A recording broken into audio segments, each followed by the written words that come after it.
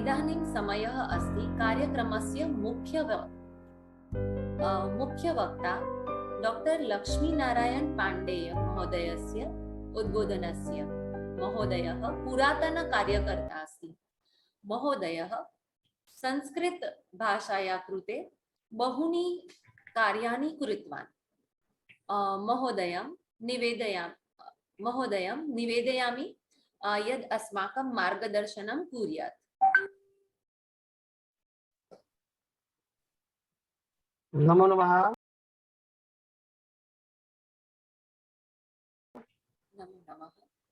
श्रूयते? आं महोदय श्रूयते। अस्तु अस्तु। नववादनं यावत् कार्यक्रमः अस्ति। इदानीम् आहत्य 6 निमेषाः अस्माकं पार्श्वे अवशिष्टाः। तेषु अपि कार्यक्रमस्य परम्परानुसारं धन्यवादज्ञापनम् इत्यादिकम् अपि करणीयं भवति।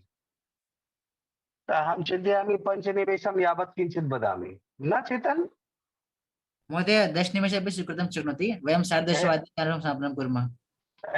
एवं वा? 10:30 वयं कर्तुं शक्नुमः। इदानीं सर्वे आनन्दः स्वीकुर्वन्ति। अस्तु अस्तु। आदौ तु एतस्मिन् संस्कृतसम्भाषणशिबिरे भागगृहीतेभ्यः सर्वाभ्यः मम शुभकामनाः। यथा अहम् आरम्भतः दृष्टवान्, सम्पूर्णस्य भारतस्य चित्रणम् अत्र उपस्थापितम्। काचित् बम्बईतः, काचित् कर्णावतीतः, झारखण्डतः आहत्य समग्रस्य भारतस्य चित्रणं भवति। सर्वे सुशिक्षिताः भान्ति। कल्पनां करोतु, संस्कृतं विहाय अन्यायाः भाषायाः सन्दर्भे समग्रस्य भारतस्य चित्रणं न भवति।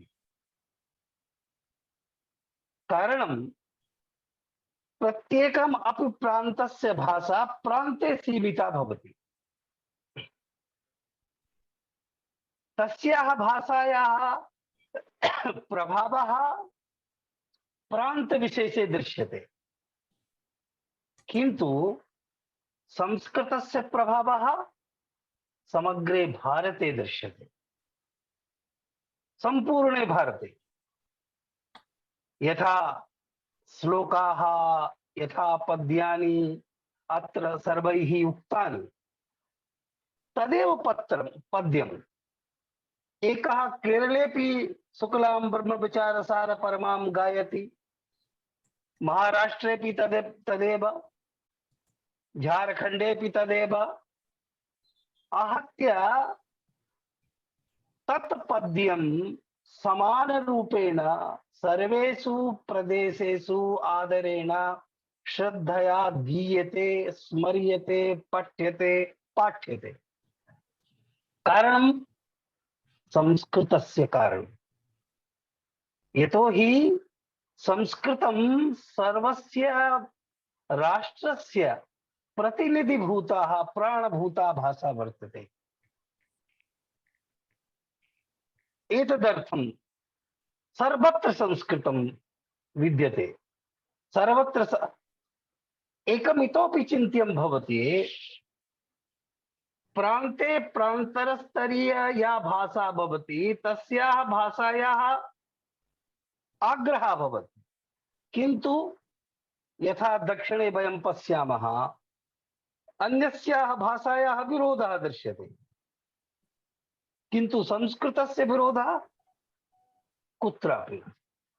कारणं तदेव, यतोहि एषा भाषा भारतीयानाम् आत्मनः भाषा, भारतराष्ट्रस्य आत्मनः भाषा।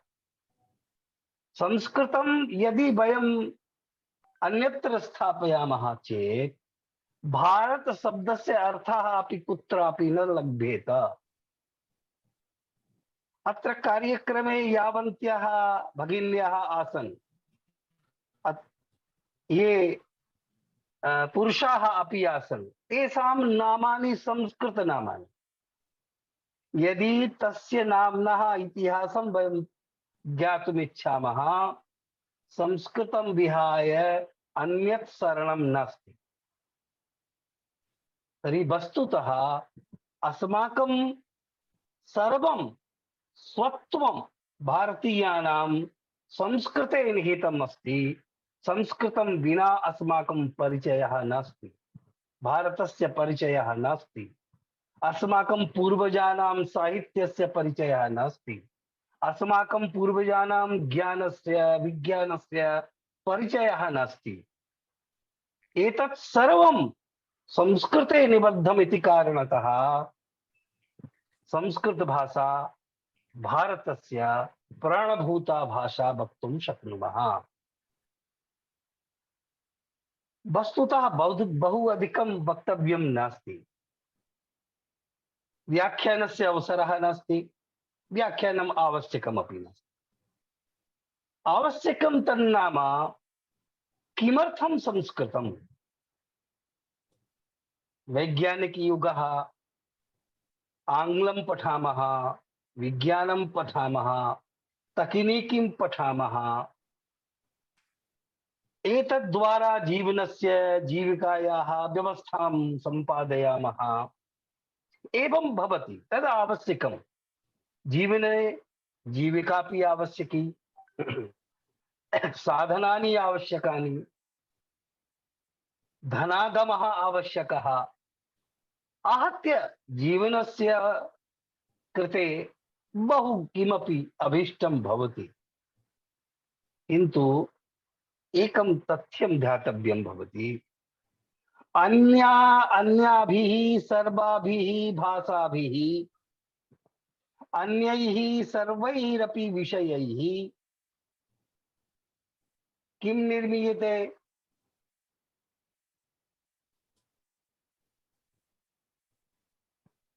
मनुष्यस्य निर्माणं न भवति। चिकित्सकः भवितुम् अर्हति, अभियन्ता भवितुम् अर्हति,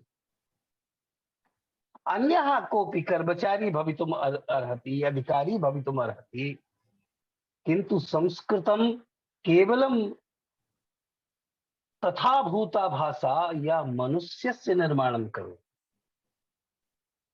चरित्रस्य निर्माणं करोति। यतोहि संस्कृत शब्दस्य अर्थः तथाविधः अर्थः। संस्कृत शब्दस्य शब्दे एव संस्कृतं निहितमस्ति, संस्कृतस्य स्वरूपं निहितमस्ति, संस्कृतस्य महत्त्वं निहितमस्ति। चिन्तयन्तु किञ्चित्। अहं केवलं संस्कृत शब्दस्य अर्थं अत्र वदामि। संस्कृत शब्दे पदत्रयम्। एकं सम् उपसर्गः, क्री धातुः, अक्ता प्रत्यय, भूतकालिक भावार्थकः निष्ठार्थकः प्रत्यय। सम इत्यस्य सामान्यः अर्थः किं? सम्यक्। क्री इत्यस्य अर्थः किं? कार्यम्। अक्ता प्रत्ययस्य अर्थः निष्ठया। अतः संस्कृत पदस्य अर्थः किं संजातः? यत् किमपि कार्यं भवतु, शब्दः भवतु, प्रयोगः भवतु, विचारः भवतु, यत् यत् सम्यक् अस्ति, यत् यत् सम्यक् वर्तते, सम्यक् क्रियते, तत् तत् सर्वं संस्कृतम् इति संस्कृत शब्दस्य अर्थः। क्री धातु करणार्थक धातु, जो क्रिये करणे। मनुष्यः जीवितः अस्ति इत्यस्य अभिज्ञानं कथं भवति? परिचयः कथं भवति? परिचयः भवति ओ एषः किमपि किमपि करोति, क्रियां करोति। यः जीवितः भवति सः क्रियां करोति। यः क्रियां न करोति सः मृतः। शवः किं करोति? क्रियां न करोति। तात्पर्यं किं? मनुष्यः यावत् जीवति तावत् क्रियां करोति। क्रियया विना अस्माकं जीवनं जीवनं न। इच्छया क्रिया भवतु, अनिच्छयापि क्रिया भवतु। यत् चपेटिकां वयं दृष्टवन्तः, श्रुतवन्तः, सापि क्रिया एव न। सा क्रिया यदि सम्यक् भवति, नियमेन भवति, विधिना भवति, पूर्णा भवति, तस्य परिणामः क्रिया सम्यक्, परिणामः अपि सम्यक्। संस्कृत शब्दस्य अर्थः किं जातः? यदि सम्यक् परिणामस्य अपेक्षा अस्ति, भवान् सम्यक् फलम् इच्छति, भवान् सम्यक् समाधानम् इच्छति, भवान् सम्यक् जीवनम् इच्छति, भवान् सम्यक् समाजम् इच्छति चेत् संस्कृतेन भवितव्यम्, संस्कारयुक्तेन भवितव्यम्। संस्कारहीनः न केवलं स्वस्य जीवनं नश्यति, परिवारं नश्यति, समाजं नश्यति, राष्ट्रं नश्यति। संस्कारेण एव सर्वं साध्यते। संस्कारस्य सामान्यः अर्थः नास्ति। यतोहि संस्कृत इयं भाषा संस्कृतं करोति, संस्कारं करोति, परिष्कारं करोति, जीवनस्य परिष्कारं करोति, विचारस्य परिष्कारं करोति, व्यवहारस्य परिष्कारं करोति। एतदर्थम् अन्याभिः भाषाभिः साकं संस्कृतस्यापि अध्ययनम् एतदर्थम् अपि करणीयम्, यत् अस्माकं जीवनं सम्यक् भवेत्, समाजस्य जीवनं सम्यक् भवेत्, मम विचारः सम्यक् भवेत्। गीता, रामायणम् इत्यादिकम् अत्र अन्त्याक्षरी मध्ये पद्यानि आगतानि। तेषां पद्यानाम् अर्थः सामान्यः नास्ति। स जीवनस्य उत्कर्षसूचकः अर्थः, उत्कर्षदायकः अर्थः वर्तते सर्वत्र। यतोहि संस्कृते चिन्तनं संकीर्णं नास्ति, वैश्विकं चिन्तनमस्ति। मनुष्यतायाः भाषा इयं भाषा। देवानां भाषा, तस्य तात्पर्यं दिव्यतायाः भाषा। ददाति इति देवः, सः किमपि गृह्णाति न, ददाति एव। अतः दिव्यतायाः इयं भाषा। संस्कारः, संस्कृतिः, समाजः स्वस्य जीवनं सर्वविधम् उपकारं करोति सर्वत्र इदं संस्कृतम्। एतदर्थं न केवलं भाषारूपेण अपितु जीवनरूपेण। वस्तुतः संस्कृतं केवलं भाषा न, भाषा कापि स्यात्, सा भाषा न भवति। भाषा अस्माकं पृष्ठतः बहु किमपि आनयति। एकः शब्दः आगच्छति, तस्य पृष्ठे तस्य अर्थः, अर्थस्य पृष्ठे तस्य इतिहासः, तस्य व्युत्पत्तिः, तस्य प्रयोगः। तो भाषा अस्माकं पृष्ठे बहु किमपि आनयति। संस्कृतम् अस्माकं पृष्ठे समग्रं भारतम् आनयति, अस्माकं संस्कृतिम् आनयति, अस्माकं संस्कारान् आनयति, अस्माकं पूर्वजानां विचारान् आनयति। तादृशी इयं भाषा अस्ति। अतः संस्कृतं पठित्वा जीवनम् अस्माकं संस्कृतं भवेत्। तदर्थं संस्कृतम् अध्येतव्यं, तदर्थं संस्कृतं पठनीयम्। इदं तु भवद्भिः सर्वैः ज्ञातं यत् संस्कृतं कठिनं नास्ति, संस्कृतं सरलम्। इतोपि अभ्यासः भवति, करणीयः एव। अत्रापि बहुत्र चिन्तनं करणीयमस्ति, किन्तु काचित् विशिष्टा वैज्ञानिकपद्धतिः अस्ति।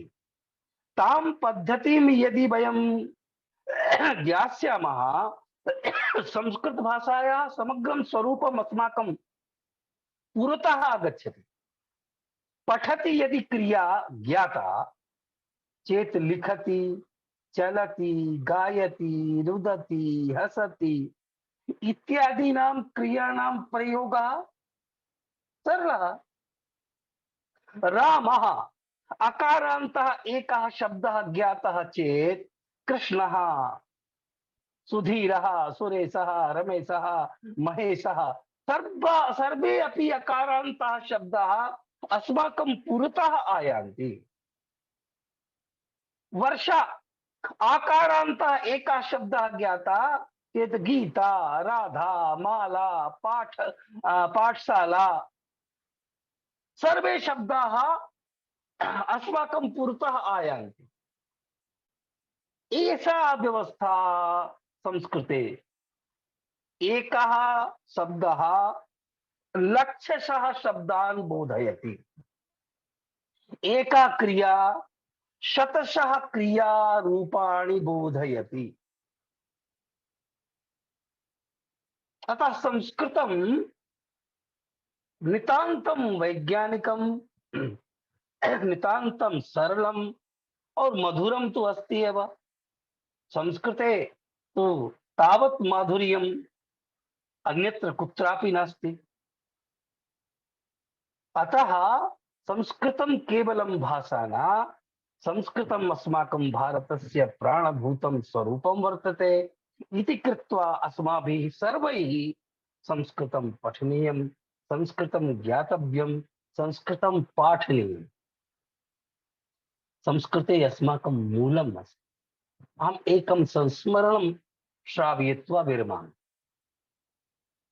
महर्षि रमणः एकदा श्रूयते कुत्रापि जापान देशं गतवान्। द्वितीय विश्वयुद्धे वयं जानीमः अणुबम कारणात् जापान देशः प्रायः नष्टः सञ्जातः, किन्तु तेषां जापानी जनानां राष्ट्रभावना, ओ इयं मम मिट्टी मृत्तिका, मम आकाशः, मम देशः, मम भाषा, एषा बोधः तेषां बहु दृढः अस्ति अद्यापि। अतः द्वितीय विश्वयुद्धस्य संहारस्य अनन्तरमपि जापान देशस्य विकासः कीदृशः अस्ति?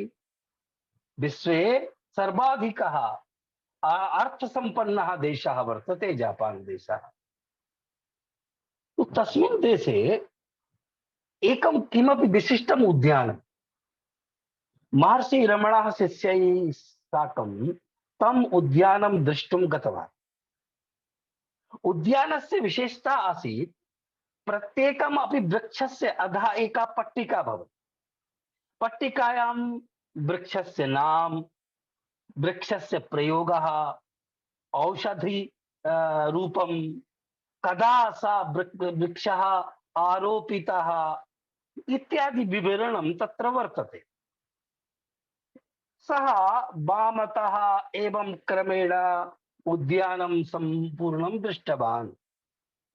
अन्ते समये यदा सा पुनः तस्य परिक्रमणं समाप्तिं याति, तदा सा पश्यति स्वरूपेण वृक्षद्वौ समानौ। एकः बहु लघु खर्वः, बोनासाई इति वयम् अद्यत्वे वदामः, गमला मध्ये लघु, तस्यैव पार्श्वे एकः वृक्षः महान् वृक्षः, उन्नतः वृक्षः, विशालः वृक्षः आकाशं चुम्बति। महर्षि ध्यानेन पट्टिकां पठितवान्। पट्टिकायां यद् लिखितं तत् पठित्वा महर्षि आश्चर्यचकितः। एकः लघुवृक्षः, एकः विशालवृक्षः, किन्तु द्वयोः वृक्षयोः रोपणम् एकस्मिन् समये, एकस्मिन् दिने इति दृष्ट्वा सः माली तं पृष्टवान्, भवान् जादू जानाति किम्? इन्द्रजालं जानाति? मालाकारः उक्तवान्, न, अहं न जानामि। किमर्थं पृच्छति? तो महर्षि पृष्टवान् कि वृक्षौ द्वौ समानौ? सः उक्तवान्, हाँ, समानौ। एवं वदतु, द्वयोः वृक्षयोः मृत्तिका, मिट्टी समाना? हाँ, समाना। अच्छा, द्वयोः वृक्षयोः सेचने यत् जलं दीयते तत् जलं समानं? समानम्। आकाशः उपरि समानः, वातावरणं पर्यावरणं समानम्। एकस्मिन्नेव दिने द्वयोः रोपणं, हाँ, रोपणं समानं। तर्हि द्वयोः विकासः समानः कथं न? महर्षि पृष्टवान्। एकः लघु अस्ति, एकः विशालः सञ्जातः, द्वयोः भेदः, अन्यत् भेदः नास्ति। जातिः एकः, जलम् एकं, भूमिः एका, पर्यावरणम् एकं, सर्वं समानं, किन्तु विकासः समानः नास्ति। एतस्य कारणं किम्? तो सा मालाकारः उक्तवान्, किमपि विशेषः नास्ति। वयं किं कुर्मः, मासद्वये एकवारं यः लघु वृक्षः अस्ति तस्य अधः मूले जड़ मध्ये किंचित किंचित कर्तनं कुर्मः। जडयोः मूलस्य कर्तन कारणात् एतस्य विकासः अवरुद्धः और एतस्य वृक्षस्य मूलं दृढमस्ति। अतः एतस्य विकासः सञ्जातः। निष्कर्षः कः? यस्य यः वृक्षः स्वस्य विकासम् इच्छति चेत्, आकाशं गन्तुं प्राप्तुं स्पृष्टुम् इच्छति चेत् मूलं रक्षणीयम्। यस्य मूलं नश्यति तस्य विकासः न भवति। एषः नियमः वृक्षस्य नियमः न, एषः नियमः व्यक्तेः अपि नियमः, समाजस्यापि नियमः, राष्ट्रस्यापि नियमः। मूलं यस्य सुरक्षितं तस्य विकासः निश्चितः। मूलं यस्य कर्तितं तस्य विकासः समाप्तः। यदि वयं पृच्छामः भारतस्य मूलं कुत्र, अस्माकं मूलं कुत्र, अस्माकं धर्मस्य मूलं कुत्र, अस्माकं संस्कृतेः मूलं कुत्र, एकम् एव उत्तरम् आयाति, भारतस्य मूलं संस्कृते, धर्मस्य मूलं संस्कृते, संस्कृतेः मूलं संस्कृते, साहित्यस्य मूलं संस्कृते, अस्माकं पूर्वजानां ज्ञानस्य विज्ञानस्य मूलं संस्कृत। तर्हि एतत् संस्कृत नामकं मूलं यदि रक्षितं भवति चेत् अस्माकं व्यक्तिविशेषस्य, समाजस्य, परिवारस्य, संस्काराणां, संस्कृतेः विकासः निश्चितः। यदि मूलं नास्ति संस्कृतरूपं, तर्हि यत्र यत्र पश्यन्तु इदानीं समाजे असंस्कारः किमर्थमस्ति? परिवारजनाः सन्तुष्टाः न, ओ बच्चे आजकल के बिगड़ गए, युवानः पथभ्रष्टाः। किमर्थं? सर्वे तु न, सामान्यतया समाजे अपराधाः, समाजे असंस्काराः, समाजे विकृतयः। किमर्थं? संस्कृतिः नास्ति, संस्कारः नास्ति, संस्कृतं नास्ति इति कारणतः अस्माकं यद् भारतीयं चिन्तनं जीवनस्य तत् नष्टम्। अतः समाजे एषा स्थितिः दृश्यते। सा पुनः व्यवस्थिता भवेत्।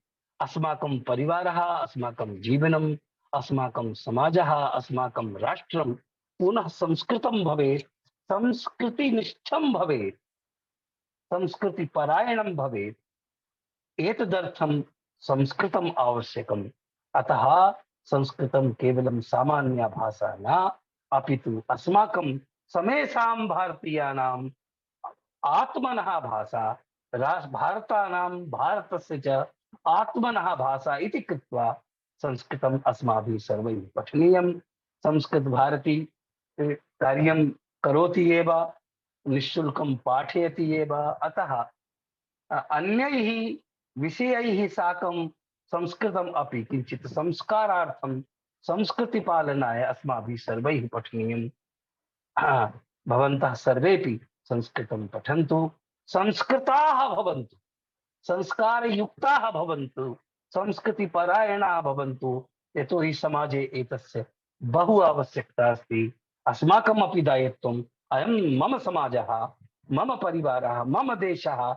यदि मम देशः संस्कृतनिष्ठा भवति, संस्कारयुक्तः भवति, तर्हि ममापि गौरवम् इति कृत्वा अस्माकं सर्वेषामेव कर्तव्यं यद् वयम् एतां संस्कारभाषां, संस्कृतिभाषां, राष्ट्रभाषां, विश्वभाषां, भारतीयभाषाणां मातरं पठामः, जानीमः, पाठयामः इति कृत्वा मम सर्वेषां पुनः अभिनन्दनं।